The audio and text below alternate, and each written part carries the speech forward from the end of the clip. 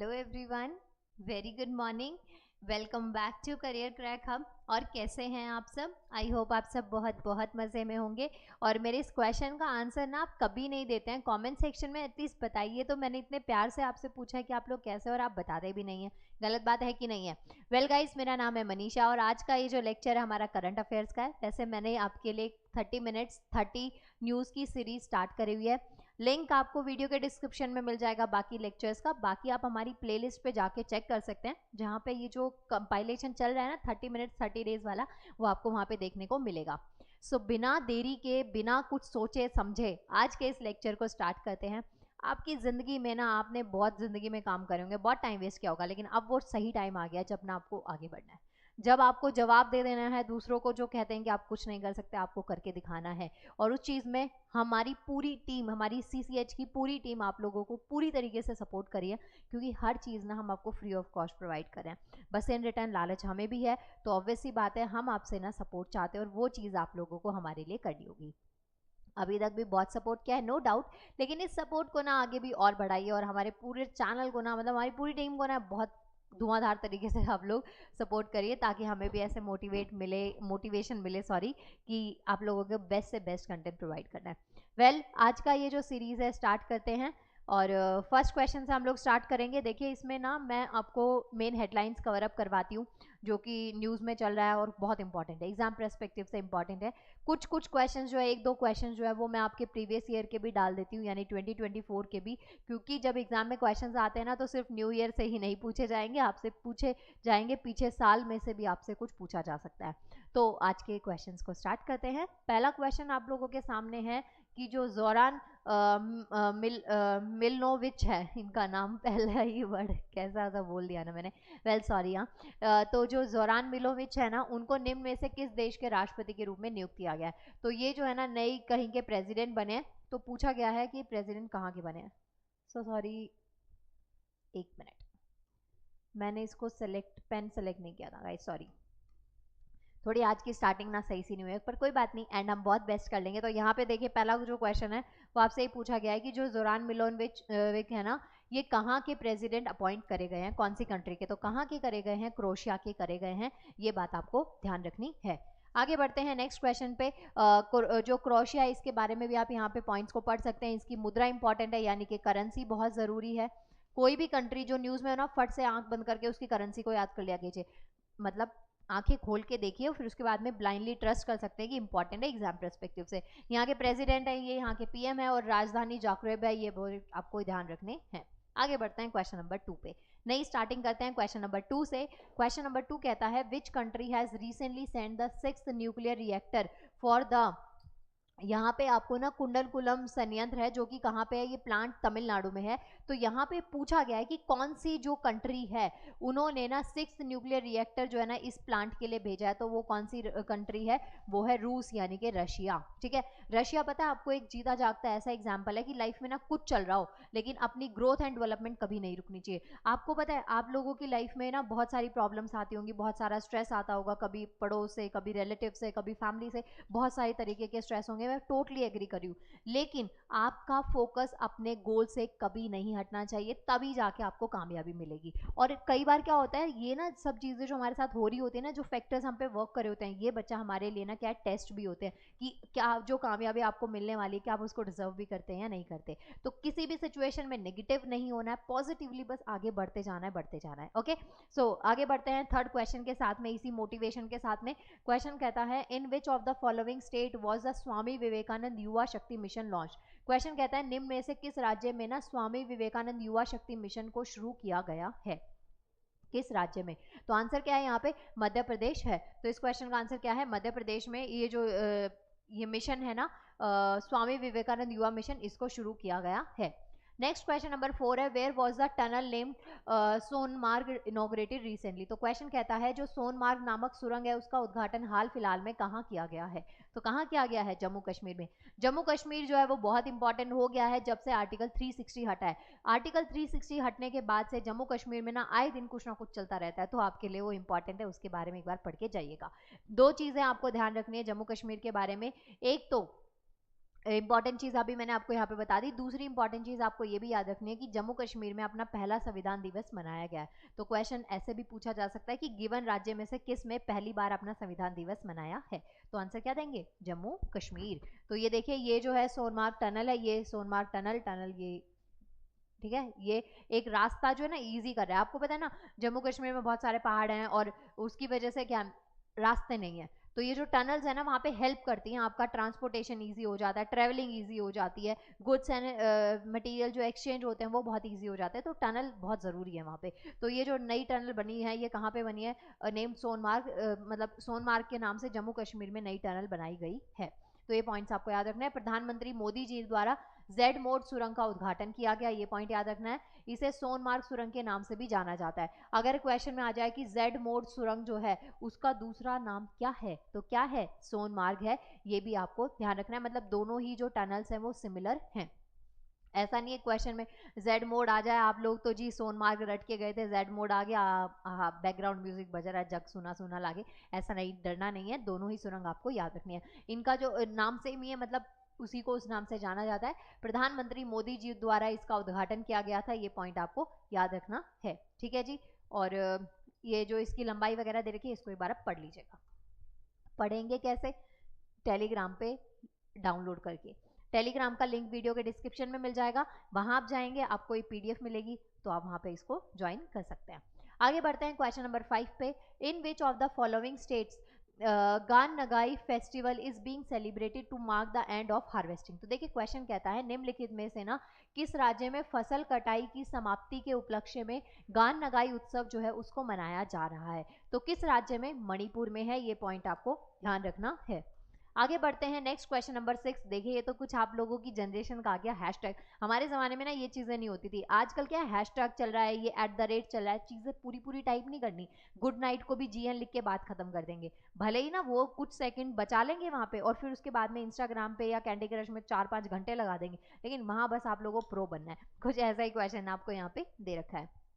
Question number 6 कहता है who launch the book title youth power vision for the develop India @ 2047। तो ये किसके द्वारा करी गई है? नरेंद्र मोदी जी के थ्रू करी गई है। सॉरी नरेंद्र मोदी जी के थ्रू करी गई है। ये कौन है? हमारे पीएम है, यानी हमारे प्राइम मिनिस्टर है। इनके बारे में आपको थोड़ा बहुत पढ़ के जाना है।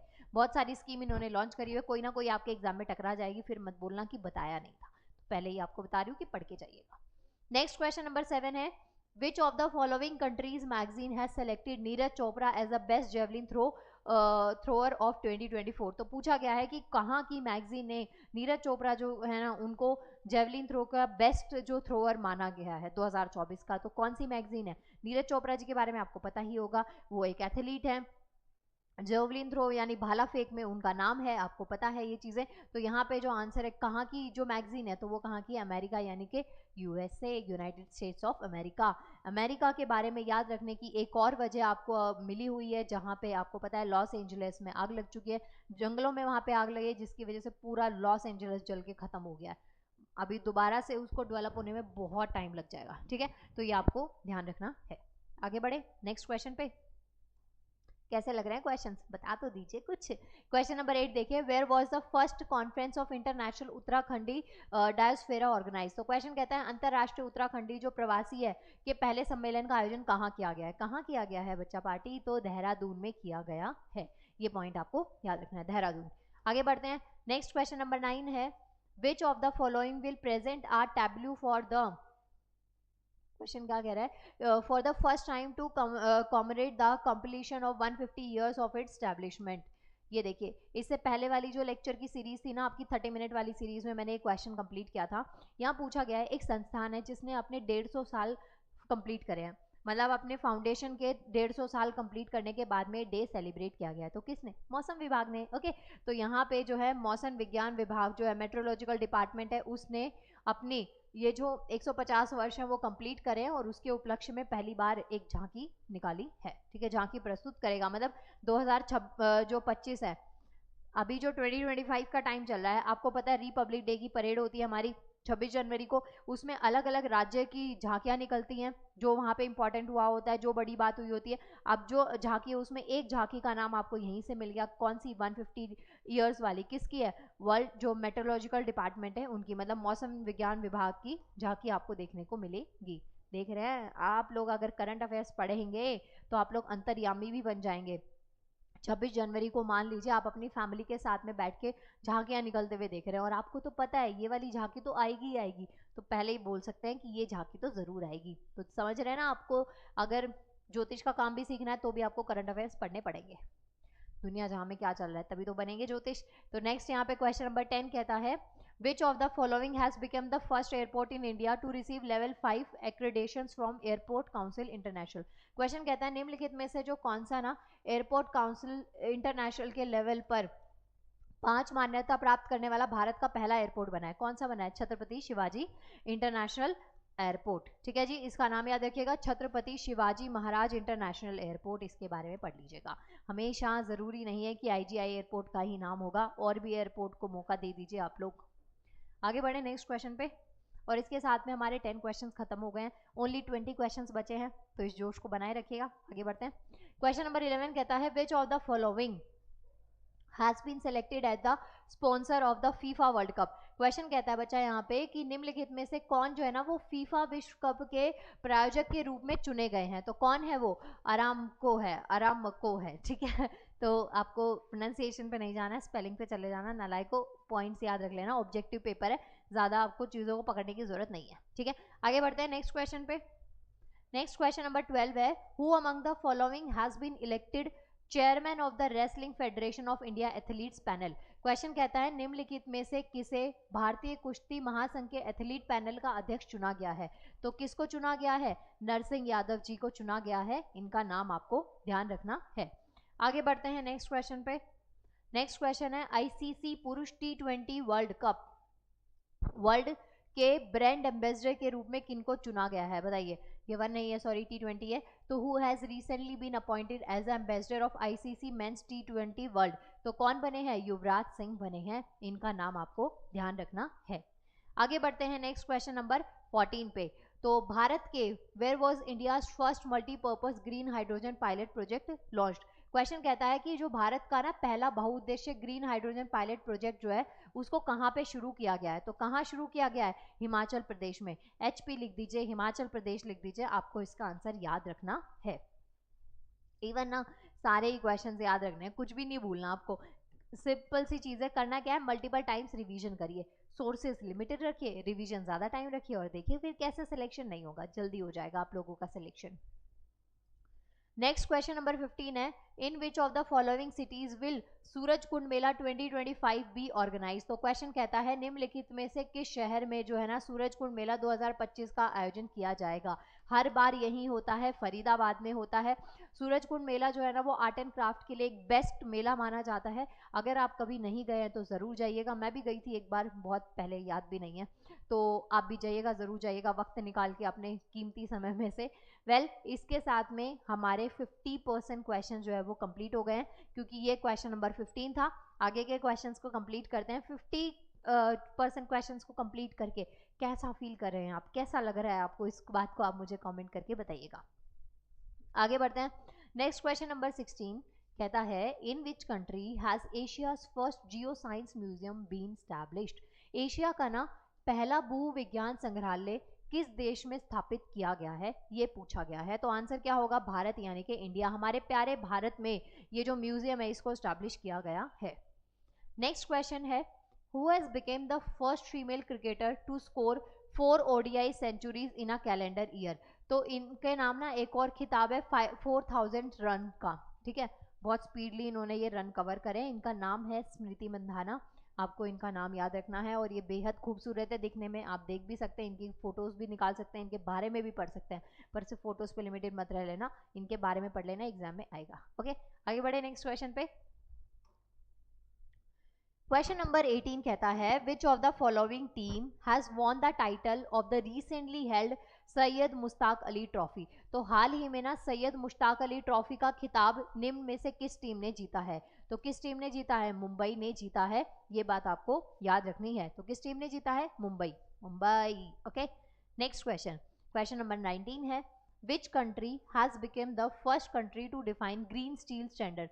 तो ग्रीन स्टील मानक जो है ना उनको परिभाषित करने वाला पहला देश कौन बन गया है? कौन? One and only India. हमारा प्यारा भारत जो है वो पहला देश बन गया है। आगे बढ़ते हैं नेक्स्ट क्वेश्चन पे। क्वेश्चन नंबर 20 है, who has been recently appointed as a chairperson of the Athletic Federation of India AFI Athlete Commission।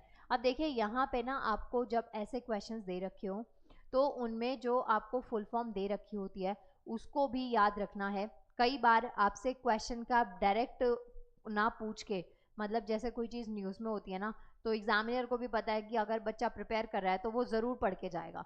Current affairs अगर हैं और ये चीज़ें बार बार न्यूज़ में चल रही है ना, आप पढ़ेंगे, लेकिन कई बार हमारी बहुत माइनर चीज़ों पे हमारा ध्यान नहीं जाता और जहाँ से क्वेश्चन फंस जाता है। तो ये जो है ना, ये भी कुछ ऐसा ही है।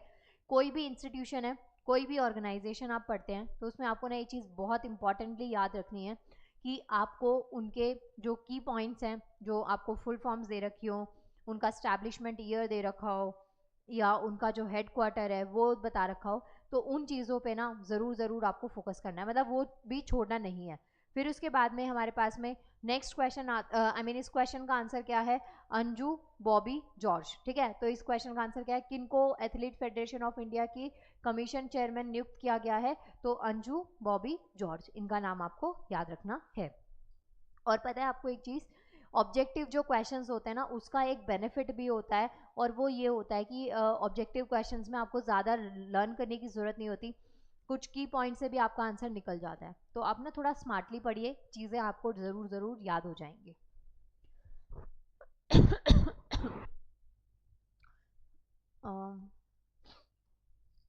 फिर यहाँ पे देखिए AFI जो है ना, एथलेटिक्स फेडरेशन ऑफ इंडिया है, इसके बारे में कुछ पॉइंट्स आपको दे रखे हैं। जैसे ये एक गवर्निंग बॉडी है, इसकी स्टैब्लिशमेंट 1943 में करी गई है।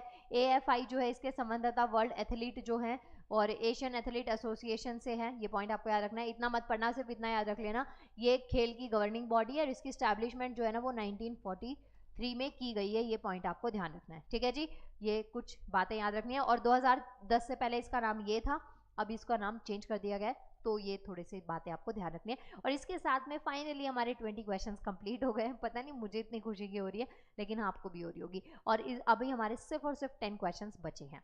चलते हैं आगे, बढ़ते हैं क्वेश्चंस पे। क्वेश्चन कहता है, which program has been launch in the Mizoram to set up sports coaching and talent development programmes.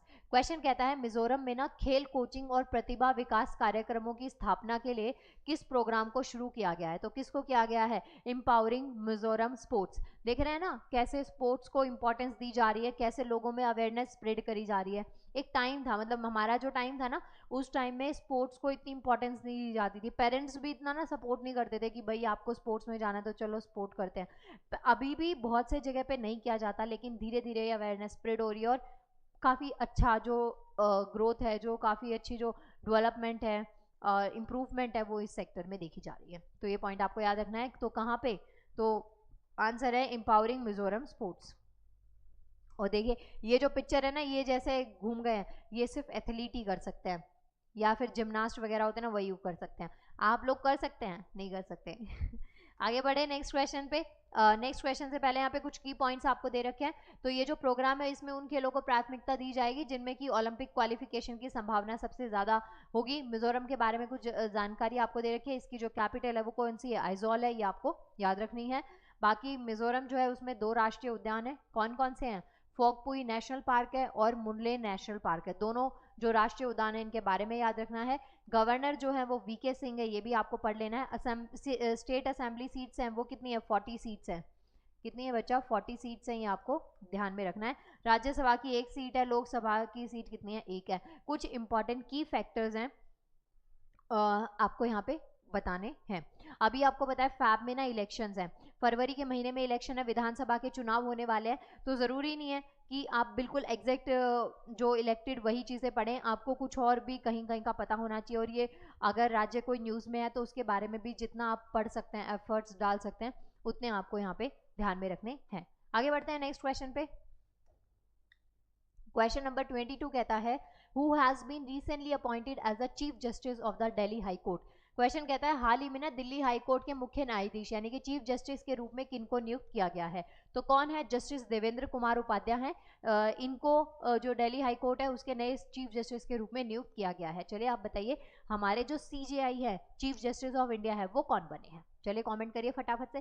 कुछ एफर्ट्स आप लोग भी दे दीजिए, ऐसा थोड़ी ना है कि जो मैं बोलूंगी बस उतना उतना ही करेंगे, आपको भी कुछ एफर्ट्स देने पड़ेंगे तभी जाके आपका सिलेक्शन होगा। ओके जी, कोई भी कोचिंग ना आपको सिलेक्शन नहीं दिला सकती अगर आपने सेल्फ स्टडी नहीं करोगी। ऑलवेज रिमेंबर, कितना ही बेस्ट से बेस्ट कंटेंट कोई प्रोवाइड कर दे, अगर आपने उसमें अपनी चीज़ों का, जैसे आपको ना बाहर से सिर्फ दाल मिल रही है, अगर आपने उसमें तड़का नहीं मारा तो आपको प्लेन दाल खानी पड़ेगी। सिंपल मतलब कि अगर आपको सिलेक्शन चाहिए तो एफर्ट्स आपको देने पड़ेंगे।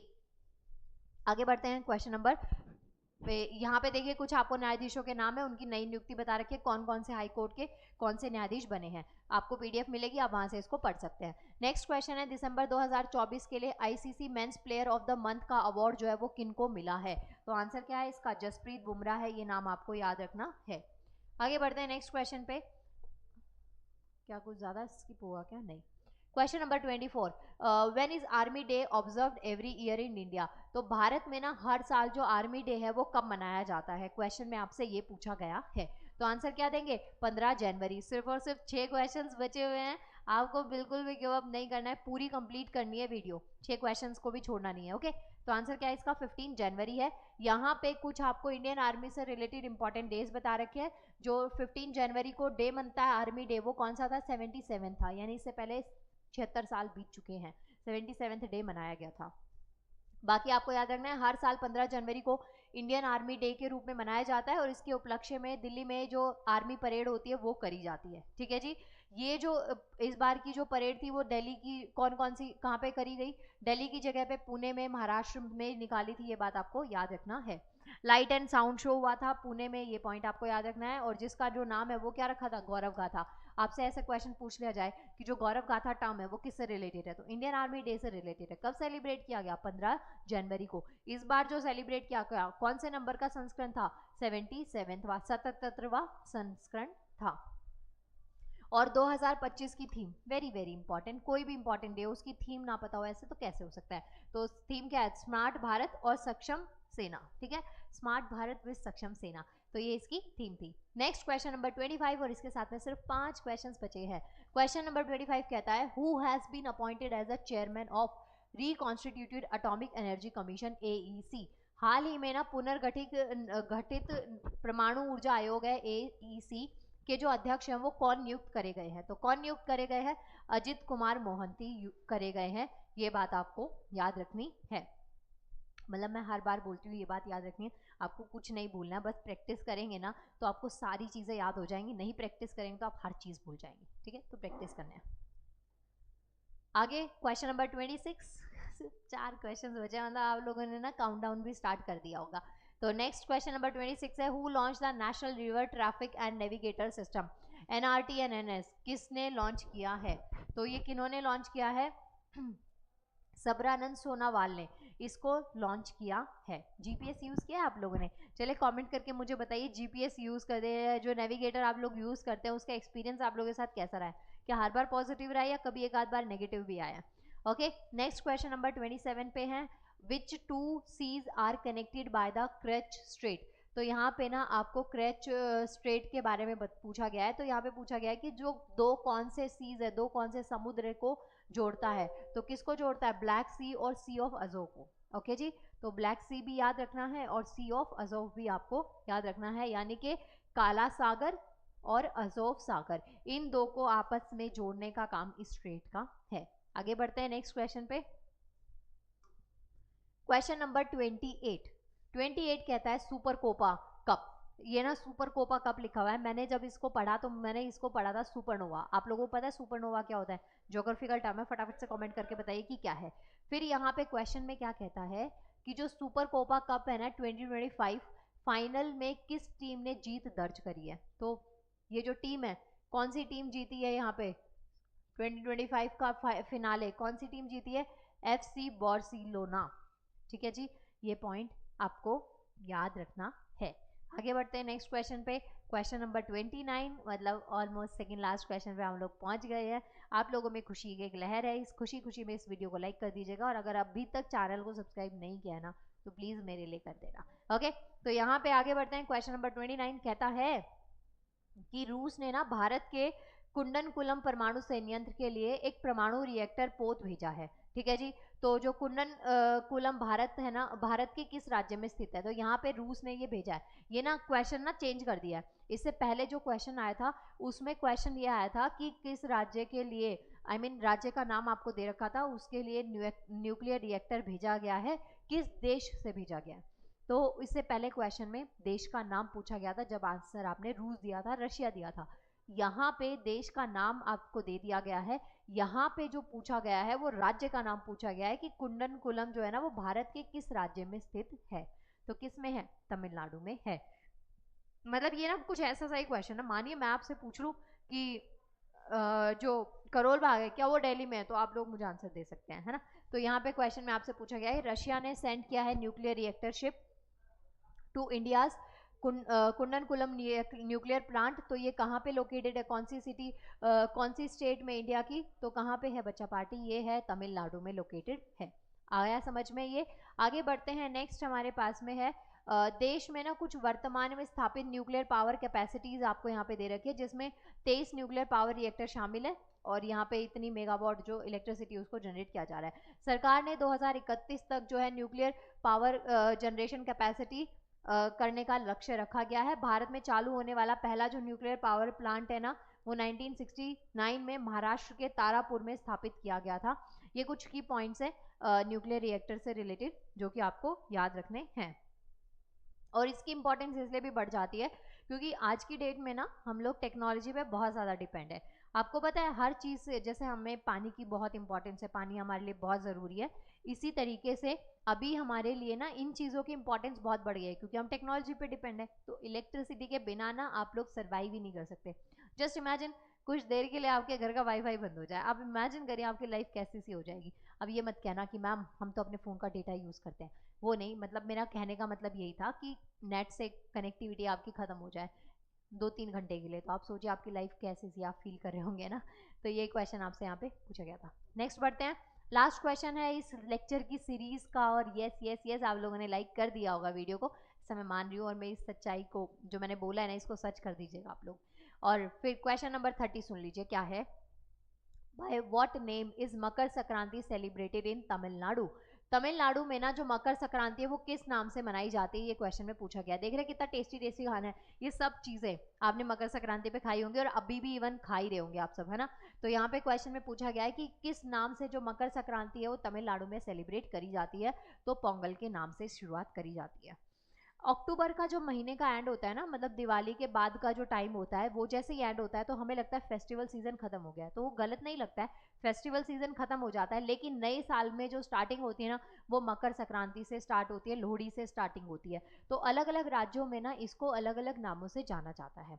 तो यहाँ पे मकर संक्रांति का एक दूसरा नाम भी है जिसको कि पोंगल के नाम से जानते हैं, और पोंगल जो है ना वो तमिलनाडु में सेलिब्रेट करी जाती है। ये स्लाइड की इंपॉर्टेंस इसलिए है क्योंकि मैंने आपको अभी तो बता दिया तमिलनाडु में पोंगल के नाम से जाना जा रहा है, आप मकर संक्रांति के नाम से जानते हैं, तो कहीं और राज्य में हो सकता है उसको किसी और नाम से जाना जाता हो। तो यहाँ पे कुछ राज्य आपको बता रखे हैं, जैसे जम्मू में हम मकर संक्रांति के नाम से जानते हैं, कश्मीर में हम इसको शिशुर संक्रांत के नाम से जानते हैं। ये सब जो है ना मकर संक्रांति के नाम है। अलग अलग राज्यों में अलग अलग नामों से इसको जाना जाता है, जैसे मकर संक्रांति है, मकर चोला है, टूसू पर्व है, मागी बिहू है, भोगी पंडुगई है, पोंगल है, ये सब मकर संक्रांति के नाम है। ये सब भी किसके हैं? मकर संक्रांति के नाम है।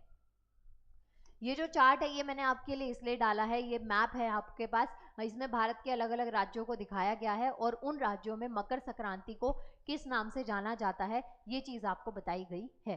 तो ये यहाँ से आपको इसको देख लेना है। एक स्टेटमेंट यहाँ पे लिखी हुई है कि जो श्रीलंका है ना, श्रीलंका में तमिल समुदाय को 14 जनवरी को थाई पोंगल के रूप में मनाया जाता है। तो मतलब यहाँ पे भी तमिलनाडु में भी इसको पोंगल के नाम से मनाया जाता है। श्रीलंका की बात करी गई है तो थाई पोंगल के नाम से इसको मनाया जाता है। तो ये पॉइंट्स आपको यहाँ पे ध्यान रखने हैं। और इसके साथ में हमारी जो ये 30 मिनट की सीरीज है, 30 जो क्वेश्चंस है ये कंप्लीट हो गए हैं। कुछ सेकंड्स आप मेरी सुन लीजिए, उसके बाद आप लोग बाय बाय टाटा। ओके, तो अभी सुनिए, पहली चीज़, आपको हमें टेलीग्राम पे ज्वाइन करना है। आपको वहाँ पे नोट्स की पीडीएफ मिलेगी। आपकी जो लैकनेस आती है ना एग्जाम में कि सिलेक्शन इसलिए नहीं हुआ कि स्पीड कम रह गई थी, क्वेश्चंस में ज़्यादा, एक क्वेश्चन में 2 क्वेश्चंस में टाइम ज़्यादा लगा देते हैं, फिर टाइम निकल जाता है, तो वो जो स्पीड है ना वो आप तेज़ कर सकते हैं बाय प्रैक्टिस। प्रैक्टिस कैसे करेंगे? आपको हम क्वेश्चंस प्रोवाइड करेंगे, असाइनमेंट शीट्स प्रोवाइड करेंगे, जो कि आपको टेलीग्राम पे मिलेगी। बाकी आप हमें इन सब प्लेटफॉर्म पे फॉलो कर सकते हैं, और अगर आप इस चैनल पे नए हैं तो प्लीज़ वीडियो को सब्सक्राइब करके जाइएगा, चैनल को सब्सक्राइब करके जाइएगा, वीडियो को लाइक करके जाइएगा। नाउ मिलते हैं नेक्स्ट लेक्चर में। आप सबके एग्जाम के लिए मेरी तरफ से गुड लक और thank you so much. Bye bye, take care.